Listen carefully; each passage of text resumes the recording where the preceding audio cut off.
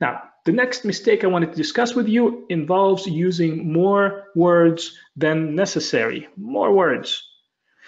I've got words. I've got lots of words. I want to say them and I want to put them down on paper so that my readers see them. But unfortunately, that's not quite what your readers want. They want you to get to the point quickly and succinctly, and let me show you an example. Here's a paragraph that looks quite overwhelming, probably.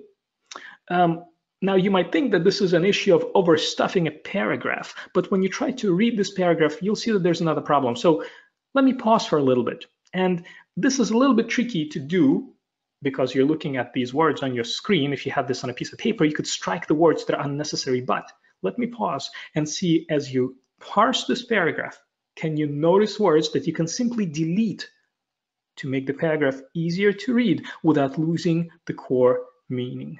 And for this one, I feel like we need some music, so I'm gonna give you the Jeopardy theme.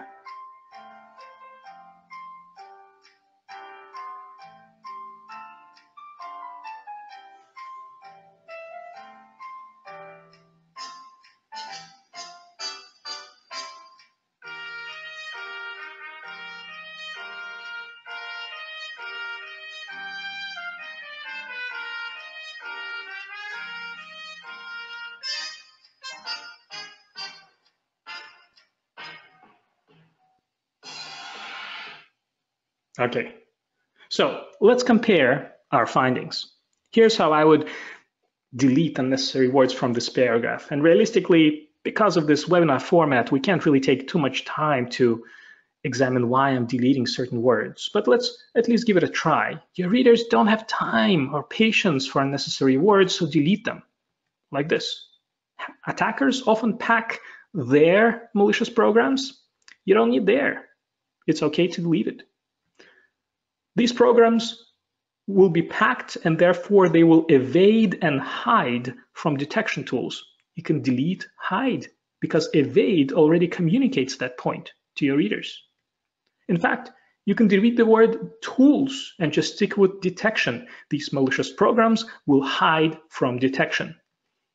And also, to complicate analysis, delete also, and is sufficient. Complicate malware analysis, delete malware. If you're talking about malicious programs, then malware analysis and analysis are the same. Delete malware. And so that's the idea. I'm not going to take you so slowly through the remaining parts of this text, but there are so many words that are extraneous here. I can delete whole sentences without losing the core idea that the paragraph is trying to communicate to the reader. Now, if you're interested in taking a closer look at this paragraph, then you can look at the slides that we'll provide to you after the session and to compare my way of editing this paragraph with how you would approach it. The idea is to shorten it without losing the intended meaning. And so this would be the result. The resulting paragraph is now only 72 words, down from 119, which is a 39% reduction, which is a lot. Look, this paragraph is much more inviting. Your reader is much more likely to read it and understand what it is you're trying to communicate. So, to be succinct in your writing, here are my recommendations. I began playing this game whenever I write. I write a sentence and another one and another one, and eventually these sentences form a paragraph. And then I find that after I draft my paragraph, I can usually cut it by at least 20%. It just happens all the time. No matter how careful I try to be with my phrasing, once I finish writing the paragraph, I revise it, and inevitably I find words that I can cut or phrases that I can change to shorten the paragraph. Now, 20% is an arbitrary value here. My point is, challenge yourself after writing a paragraph to cut it down by removing unnecessary words, and I'm sure in most cases you will succeed. Get to your point faster. In your paragraph, just say what you mean rather than going out and about. This will help you with being succinct. Every time you add a word, decide for yourself whether you truly need it, because your readers will only spend so much time looking at your report or at your email message. If you're talking about an email message, in many cases, give them 19 seconds. That's it. So you have to stuff as many ideas into those 19 seconds as you can.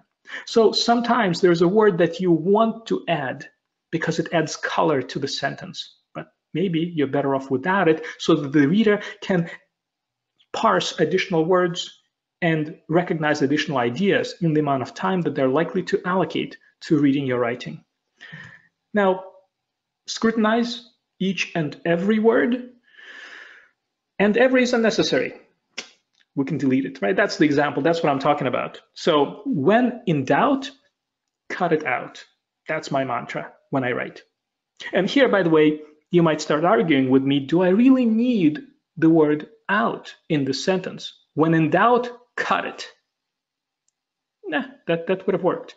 But in this particular case, out allows the sentence to rhyme, makes it more memorable. So my point is that, yeah, don't always cut out every single word, otherwise your writing will be too bland. But aim to be brief, just not at the expense of the actual information, the details that you want your readers to recognize. And of course, avoid making your text so dry that it'll be unrecognizable and unreadable and uninviting to your readers. So that's my advice when it comes to succinctness. And now we're ready for another mistake.